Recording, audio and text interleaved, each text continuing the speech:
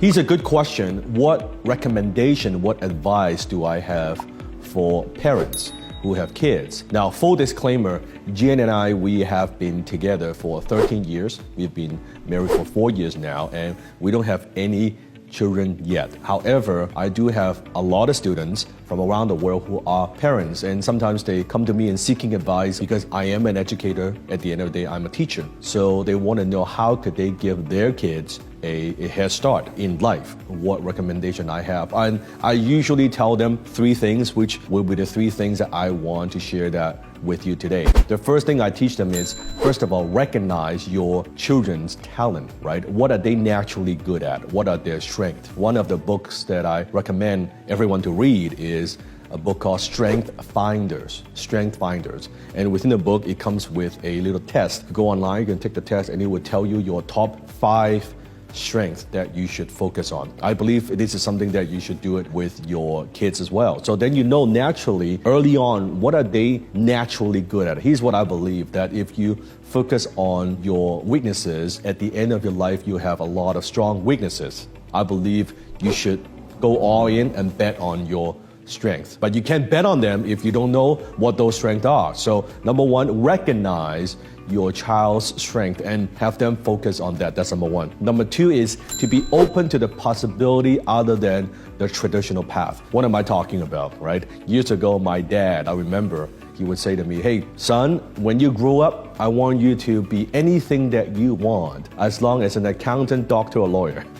One of those 3. You can pick any one of those 3 that you want, right? That's a very typical Asian family, right? If you're not a doctor, you're not a lawyer, you're not an engineer, you are a failure. That's it. You don't have any other choices. Comment below if your family is the same. You're coming from, an Indian family or an Asian family, maybe, right? You don't have a lot of choices. So as parent, what I'll recommend is, hey, what if your daughter wants to be a vlogger on YouTube? Maybe to become a makeup artist, maybe a hairdresser. Your son maybe wants to be a gamer. They actually make quite a bit of money. They're actually very successful, be able to travel the world and just be successful in their own area with their expertise. Although it feels like they're playing games, but actually it takes a lot of time and effort to master a craft like that to be able to compete. And now they're competing in tournaments and things like that as well. So being open, that's all I'm asking. Open to the possibility. So when they say, I'm gonna be a professional gamer, don't be like, what the hell is wrong with you? And then you slap their face and then you go do your homework. No, listen, okay, if you want to be a professional gamer,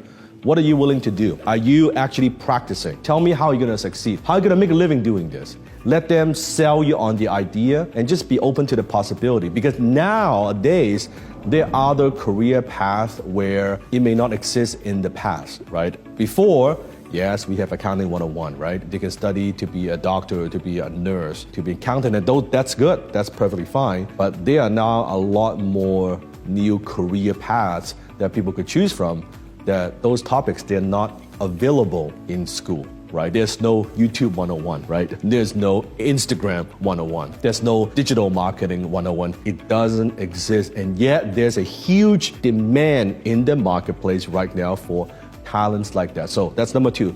Be open to the possibilities of just other career paths. And the third thing that I would ask you and advise you to teach your children is the habit of learning. Letting them know going to school, that's good. Going to university, that's fine. Going to college, that's fine. But that's not the end. One of the most dangerous things that you could teach your kids is like, hey, son, daughter, go to school, and after you get that piece of paper, you get that certificate, you get that diploma, that's it. Then you go to work. No.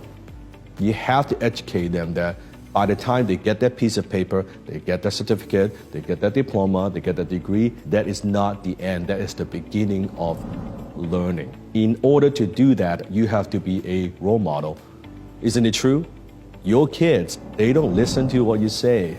They watch what you do. So if you want them to be a student of life, you want them to be continuously learning and improving themselves, guess what you should be doing?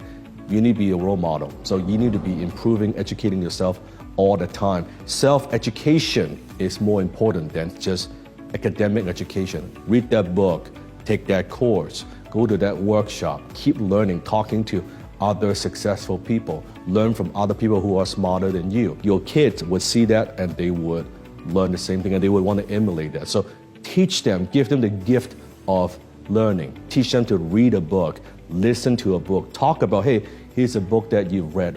What have you learned from that? I think that is probably the most valuable gift that you could give to your children.